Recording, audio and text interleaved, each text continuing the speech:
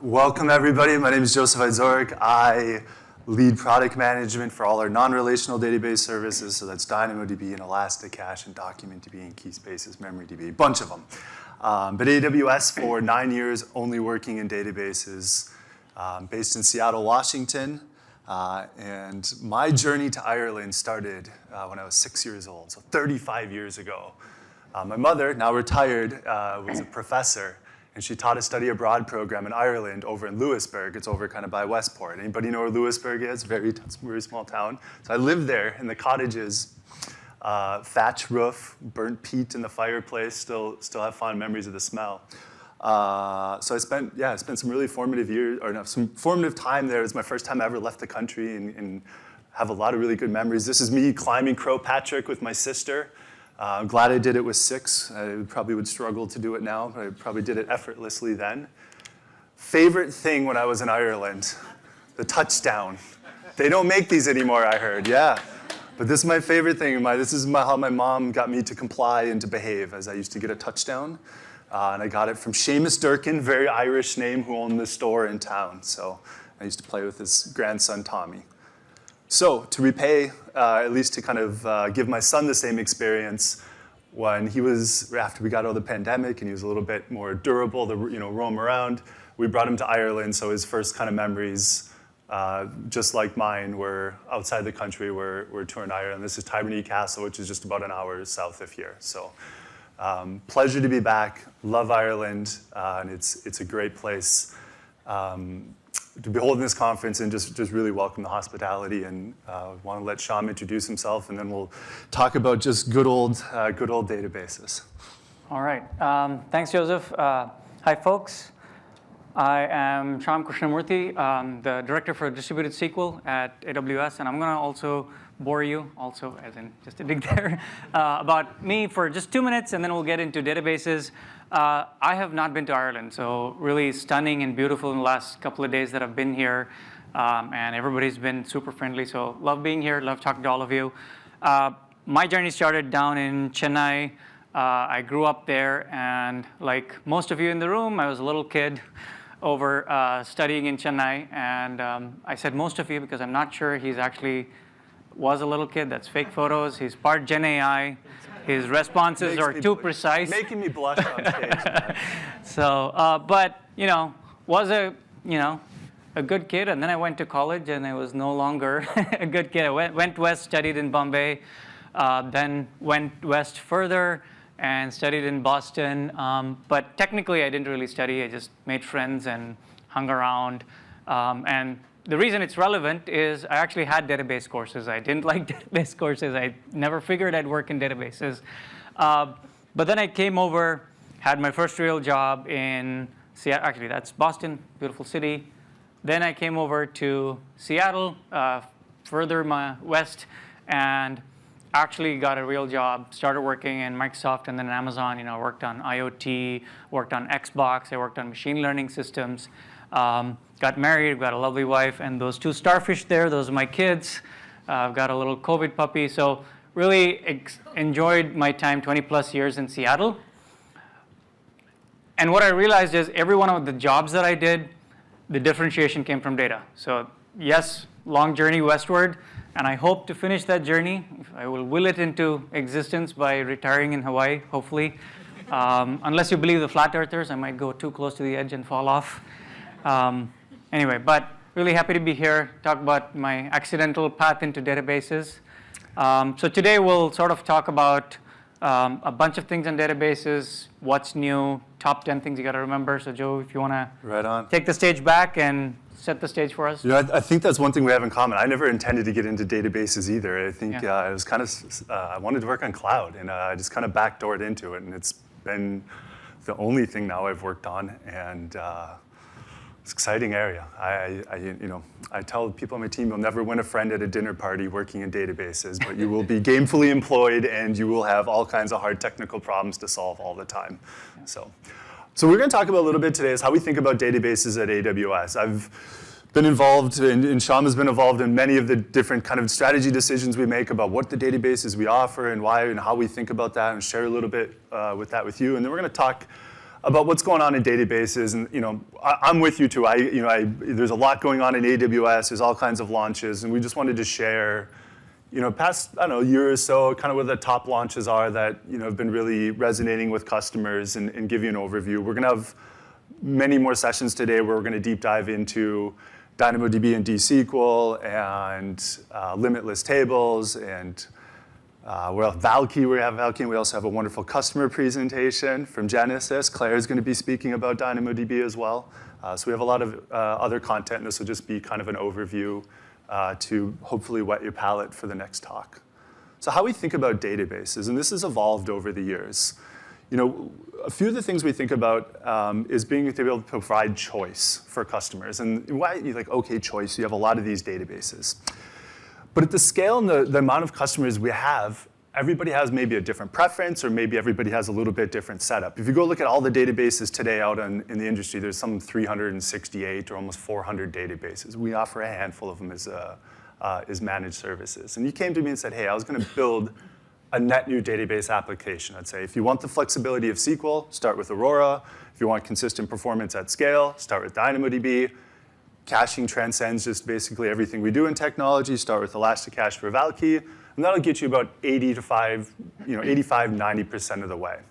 And then we have other databases that we have for specific needs. We usually call these purpose-built databases. And if you come to me and you said, hey, I have 270 nodes of Cassandra sitting on-prem, I really don't want to have to refactor this application. What should I do? That's why we built key spaces for customers to be able to have a managed version of Cassandra. If you came to me and said, I have a bunch of DB2 rolling around, like, what should we do with that? That's why we have RDS for DB2. Each of these services has hundreds, if not thousands, of customers we've worked backwards from to say, hey, we really need AWS to do this for us, and this is why we built those services. So we usually ask customers to start with DynamoDB or Aurora, Elasticache for caching, and if you have a problem that doesn't fit by those needs, convince yourself you need something more specialized, like a graph database or a managed Cassandra offering. One thing I wanted to add here, and then I'll sort of dive into those top 10, is also when you think about this selection of databases, it's the same set. I started working on Elasticache, now work on Aurora, and working on this set and working on helping customers through this journey as they asked us, help us with this problem, help us with this problem. Sort of what converted me from the I don't want to work on this stuff to this is super cool, this is super hard to solve. And so when you think about this selection, right, a lot of factors go in, right? We've talked to customers who talk about, here's my base data model. This is why I want to pick this. Some customers say, well, I have a number of employees who are really experts at MySQL, so give me something that is MySQL compatible. And so there's a multi-factor thing there, but really think about what's most natural for your business, what's most natural in a data model, and then talk to us if one of those top two choices doesn't work, and we've got a lot broader selection. So with that, I'll dive into sort of the core section of the talk. We want to talk you through, top 10 things. Usually there's a talk, we say, go away with this one takeaway. We're going to give you 10 and quiz you on it. But there's a lot of new things that have happened in the database world at AWS in the last few years. So we want to give you sort of the 10 highlights. There's, as Joe said, lots of deep dive sessions later today. So the first thing I'll start with is Amazon Aurora DSQL, partly because I'm biased and I work on it, but also it's one of the major innovations we've launched in our portfolio in the last few years. Let's talk about why we built this, right? Aurora, if you're familiar with the space, RDS really takes a number of databases, both open source and Oracle and SQL Server, and allows you to use them on AWS with management around it, right? So make it easy to use and operate those on AWS in RDS. And then Aurora came along and said, well, how can I give you sort of the power and ease of use of open source Postgres and MySQL, but with high performance and scalability in the cloud. So they innovated and brought compute and storage separation, and storage can scale, higher performance, and still the low prices that your open source databases were at. So when we did that, we've had customers using Aurora for 10 plus years, really happy, scaling large businesses on it. But they also came to us and said, help us with two problems, right? When we want to scale down, when we want to scale up, we want it to be effortless. You know, the Aurora team really had a lot of innovation. They took Postgres and MySQL and they added capabilities like serverless v2, like limitless, which we'll talk about. But there was also a thing of, can you also do those things without me having to think about it? Can it be effortless for us? And the second thing they challenged us was business needs are evolving, right? We've got regulations, we've got data sovereignty concerns, we've got much more critical businesses moving to the cloud where a 5-second outage is millions of dollars lost for some companies. A failover that takes 3 extra seconds can be millions of dollars lost for companies. So people came to us and said, give us high availability, give us solutions where even if an entire region is unavailable in a rare situation, our business can continue operating. So what we did with Aurora DSQL is sort of step back a little bit and say, can we solve these scale and availability problems and this ease of use problem in an effortless way from the ground up? So that's what Aurora DSQL does. It takes that innovation of compute and storage separation from Aurora and takes it to the next level by taking every layer of the database from connection management, query processing, storage, transaction processing, and makes it a horizontally scalable service with no points of failure and fully automatically managed for you. So if you're using Aurora DSQL and it's available in preview today, you can go set up a cluster. 2 minutes from then, point your Postgres client at it. It just works, right? It'll scale for you up and down automatically. You don't have to think about patching it. There's no failovers. There's no maintenance windows. If there's a security patch, we're taking care of it in the back end. If there's a minor version that Postgres releases some features, we'll just make those features available for you with no change. And it's available both in single region mode, which is automatically multi-AZ. All data is replicated on 3 AZs. And if an AZ isn't available, your workload just continues humming along in the other AZs. And it's also available in multi-region mode where data is synchronously committed to both regions. So if you write to one region, readers in the other region immediately have access to that. So you can have clients that are talking to both regions at the same time, and one region is unavailable. Clients can just continue operating. Your workload can continue going on with no data loss from the other region. And you can use the standard Postgres types, Postgres syntax, Postgres drivers against it. In order to achieve these sort of scale and availability benefits, we made some trade-offs in terms of the set of Postgres features that are available. We'll be adding more and more of those over time and also making migration easier. So very excited about it. We're working towards GA. There's a deep dive session in the afternoon that Arun and Divya are doing, so I encourage you if you're interested in DSQL to look at that. The next thing I wanted to talk to you about is another innovation in a completely different space. So some of you may have used RDS Oracle, and you have workloads on Oracle, and you get the advantages of Oracle databases and their years of innovation. But there are customers who've taken deeper dependencies for their applications on Oracle Exadata, on RAC clusters, and so on and so forth. But they want to modernize those with applications that they've got running in the cloud in AWS, and integrate that data, be able to take new Gen AI applications that they're building in the AWS cloud, but have that be able to access the data in their Oracle clusters. And so we introduced Oracle Database at AWS last year in limited preview. You'll see that expanding across more regions this year. And what you get with this is you get Oracle's Exadata clusters in the AWS data centers in a private network with access from your VPC, so with low latency access. So you can run your applications in your VPC, have your Gen AI workloads, your serverless workloads, and through a private network you can access your Oracle cluster, which is managed by OCI, and you don't have to worry about the operations of it, but you get the best of both worlds by combining those in Oracle. So we're very excited about that launch as well. The third thing I wanted to talk about was Aurora Postgres. So Aurora Postgres has had lots of happy customers. They've been building. Sorry, is there a slide thing? 1 second, please.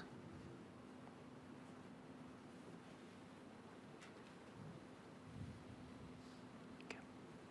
I'll keep talking while that comes up. So Aurora Postgres is manage Postgres with the Aurora high-performance storage system available already. What we launched last year in GA is Aurora Postgres Limitless. And what that does is allow customers who are using Aurora Postgres, they're finding lots of value from it, but they're hitting up on the limits of what a single instance can do in throughput and storage scale. So what Aurora Limitless allows you to do is really expand your workload across multiple Aurora instances. And so you can have, 2 or you can have 10 different Aurora Postgres instances. Shard your tables across those. So you can choose to have some tables only on one of those instances, but a lot of your data that you want to have available and scaling, you can put sharded tables. You can have some tables that you want on every single shard as well, and distribute that data. And when you do that, this feature will actually add routers and automatically allow you to scale up and scale down based on your workload. So with this, you can get millions of writes per second. So you get a magnitude higher in terms of at least a magnitude higher in terms of throughput. You can have petabytes of data. Currently, if you have a single Aurora Postgres instance, you have 128 terabytes of data. With this, you can go into the petabyte range of data that you can manage and do queries against. And operationally, we take care of the scaling. Your application has to be modified to be shard aware. But if you're on Aurora Postgres today, it's a great way to really have your database grow as your business scales up without a lot of effort on the application side, except for the sharding side. So it really unblocks your business. So excited about that. Next thing I wanted, OK, those are just animations to show you that the transaction router shards, they scale as your workload scales. Next thing I want to talk about is DMS. So AWS DMS is a service, a data migration service. It helps you with 3 different things, but the primary thing is when you're thinking about bringing workloads to AWS, whether it's to Aurora Postgres or otherwise, you have to think about the schema changes from your existing database to the new database. You also have to replicate data. You might, in some cases, have to modify your application as well. And so within these things, there's a service called DMS schema conversion. And we've been able to work with the GenAI team to add some capabilities to it. And so if you think about GenAI in general and databases, we've got this joint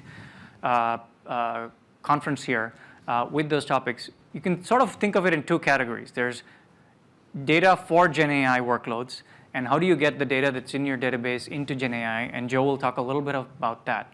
Think about this as the other way. How do we take GenAI and make your database experience easier? That's what we've been working on. And one of the things that DMS allows you is to take the schema migration that you're doing. And oftentimes, before this feature, what would happen is you'd have, let's say, 5 or 6 tables and data types that could easily be matched. But you might have some more complex code, store procedures, and so on in your source database. And it's not obvious how to move those over into the new form. And with this feature, what you'll actually have is the GenAI rewriting your stored procedure in Postgres form, ready to be consumed. It'll show you the new written code. You can just, with one click, review that, approve that in the console, and go. And so now your schema conversion rates, might go from 50 or 60%, where here's the automatic stuff, the rest of it you have to do manually, to the 90+% range in some cases, because a lot of that work is done by GenAI, and you just have to review and approve that. So really being able to, you're all getting value out of generative AI, and this is one place where we're able to take that and pass on and make the existing services better and easier to use. Last thing I wanted to talk about was this ease of use that we just mentioned in broader detail. So one of the things people love about Aurora is, the power, the scale, and the years of experience that we've been able to bring operationally. So Aurora Postgres, Aurora MySQL are supporting thousands of customers. But we've also heard from customers, hey, sometimes it gets a little bit too complex. Can you make it easy to use? And so complexity and easy to use are, they're challenging to do together, but it's not impossible to, bring the best of both of them. So we've been working hard on taking Aurora and MySQL, Aurora Postgres, Aurora MySQL, and trying to bring simplicity and ease of use and effortlessness to it. So Last year, we launched new drivers that AWS supports. So JDBC drivers are now Aurora cluster aware. So they can, for example, help reduce your failover times because they're aware of, your primary and your secondary, and instead of waiting for a minute for DNS to propagate, they already know that the failover is happening. They'll reduce time. There's a bunch of other such capabilities that our drivers are able to help you in. So if you use those AWS supported drivers, it takes a lot of that custom programming away that you might need to do. Data API, a lot of customers like using Data API because it gives you HTTP access. You don't have to work through specific drivers, especially if you're working from serverless applications that are sort of transient, come and go. You're not holding that permanent connection open to the database. So we've added that for our serverless v2. RDS blue-green deployments is an interesting one. So we added for RDS and Aurora blue-green deployments that allowed you to really stage out and be operationally careful in a number of changes, whether you're upgrading and so on. And so we've expanded that. So right now, if you're, for example, shrinking your storage volume, that can be scary sometimes because you don't know what's going on, how the topology is changing. And so now you can do an RDS blue-green deployment to do that. Postgres physical replication, you can use RDS blue-green. So being able to use that blue-green deployments where you bring up a green instance in the new format, make sure it's ready, all the metrics look good, then you cut over, and then you cut back. And so it really makes that operational experience much more smooth. A couple of other ones, quick migration, one-click migration in the console, deep database insights in CloudWatch for performance monitoring. So again, there's a wide range of things that we've got going on. I just gave you a sample of 5 things. But really excited to hear from you. Most of these innovations you see here came because of feedback from customers like you. So keep that coming. And I'll pass on to Joe for the non-relational side of the world. Thank you. Well done. Unflappable. The slides go out and he still keeps going. So within the non-relational world, as we're building out DSQL, we look at one of the big innovations of DSQL is strong multi-region consistency, which means you write in one region, you can read strong consistency from any region.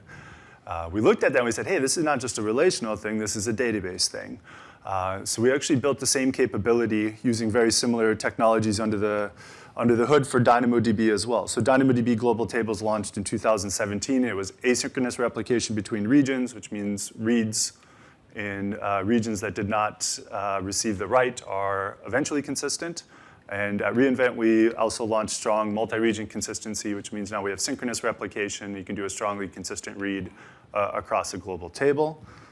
So that was a big one. That was a fun one. And this is really for customers that either want, I'd say for developers that want the simplicity of not having to deal with eventual consistency, and also for customers that want zero RPO applications where even having one item not replicated in the face of some time of outage would be detrimental. The other one for DynamoDB, we had a really big year for the price cuts, which was a big thing I worked on for many years. And I think it's what I really love about this price cut is we do a lot of work engineering-wise to reduce our costs. We have different levers to be able to pay that cost back to our customers. One of them, which we don't do quite as much anymore because it's harder now that we've trimmed a lot of the efficiencies out of the services. But this was an area which we were able to do a lot of innovation on the back-end engineering side and then be able to pass those costs to customers. Why this one is particularly interesting for me is DynamoDB on demand is really for us the simplest way to operate DynamoDB is pay per request. You don't have to think about provisioning and it scales. What we really wanted to do with this price cut is lower the barrier of entry to on demand so you don't have to play the game of utilization and cost versus availability for your app. So it just takes that off the table. We reduced prices for global tables by up to 67%. People that have used global tables before, there used to be a premium on writing between regions. Now a global write is the same cost as a local region write, so it reduces any friction there on cost. We cut prices for key spaces as well. It was actually a pretty good year for price cuts. One of the other things that we introduced this year is a concept called warm throughput. We typically find from our customers that are using DynamoDB is they want to know what their table is capable of doing. And you used to be kind of be able to backdoor your way into it Instead of doing that, we just made it explicit. So we basically just say, hey, here's how much, and we call this concept warm throughput. Here's what your table can immediately spike up to should the need arise. And as a DynamoDB table automatically scales as you're driving workload, the warm throughput increases. And then we just keep that warm throughput there for you should you need to spike up to that.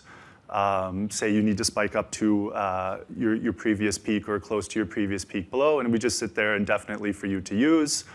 And this has been really nice, is just to be transparent and release that as a metric for you to be able to see and just be able to prove to you that throughput is sitting there for you. We also introduced maximum throughput configuration. So on an on-demand table, you can say, hey, I want to use this for dev tests. I don't do a lot of workloads on on-demand. I don't run a lot of tests all the time.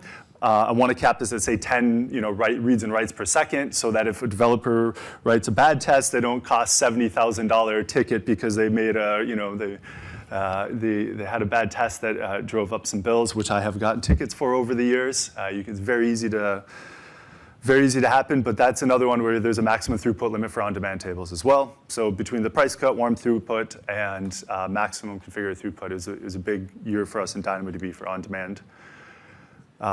In the caching world, is a very interesting year last year. There was a license change with Redis, which was, that doesn't happen very often in the industry, but it was a very interesting reaction to many of the companies, us included, on how the industry handled that license change.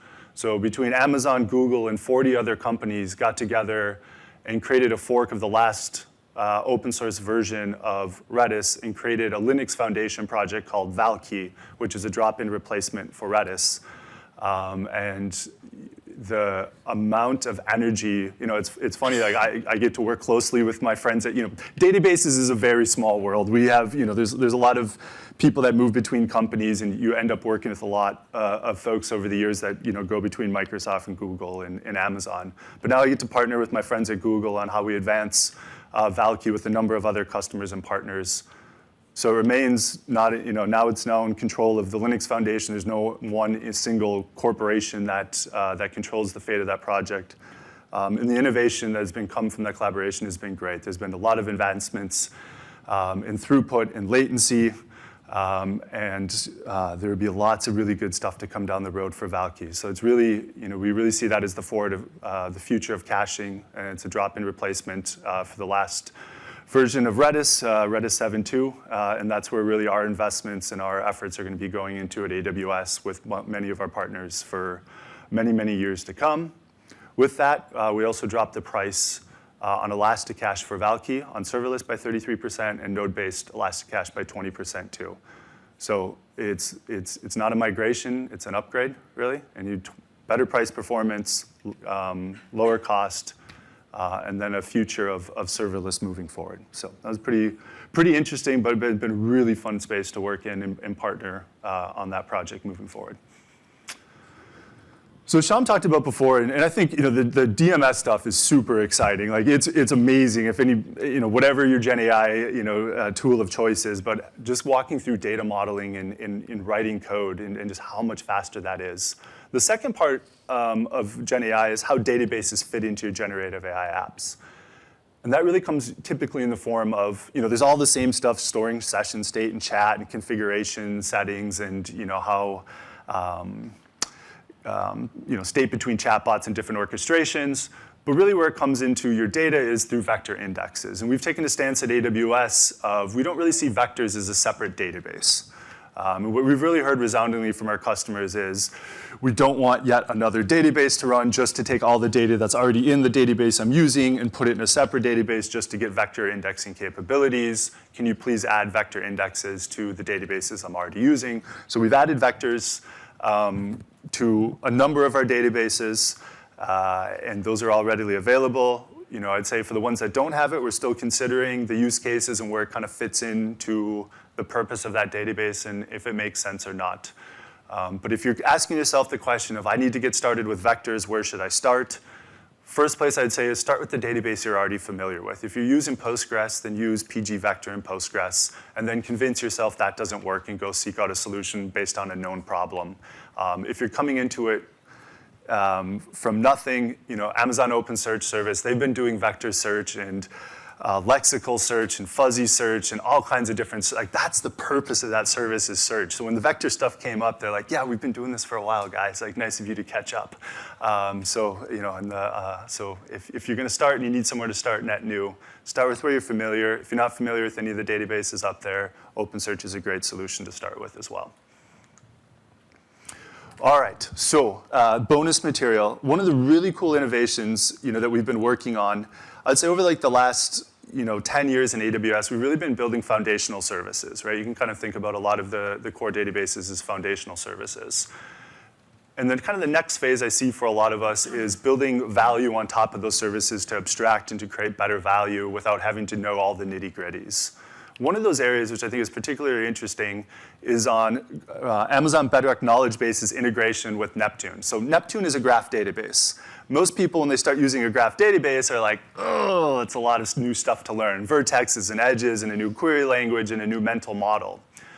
Turns out, when we're building applications, there's a lot of use cases that actually really benefit from from having a graph representation of your data. What integration of Neptune into knowledge bases allows you to do is when you're building an application, an application, it actually allows you to represent your data in a knowledge graph without you having to go through all the muck of trying to figure out what all the vertexes and edges. It does all that entity extraction for you, builds a knowledge graph, and then allows you to search on top of that along with your vector search. And the use case that I found really interesting in this one is, imagine you're a company, you're trying to do fraud detection on emails. If you do semantic search, it's probably, depending on how you chunk and all the other technical details that goes into it, you might only pull back one bit of an email. But emails have relationships, right? One person sends an email to another person, they might add another person, and you get this graph, essentially, of how the emails connect to each other. This allows you to do is combine semantic search with a knowledge graph search to be able to combine not only semantic meaning, but also the connectivity between the messages to have a much more rich query capability that benefits those types of applications. So this is one where you get to use a graph database behind the scenes without ever having to know what the technical details of a graph database are. I think it's pretty cool. So with that, Shyam and I appreciate you taking the time to come with us today. We're going to be around all day today. If you have questions on databases, we'd love to hear from them. We have a number of deep dive sessions on the topics that we previously mentioned. Again, thank you for taking the time to come to Kilkenny. What a beautiful town, what a beautiful event, and appreciate you being here. Yeah, thank you a lot. Really appreciate it.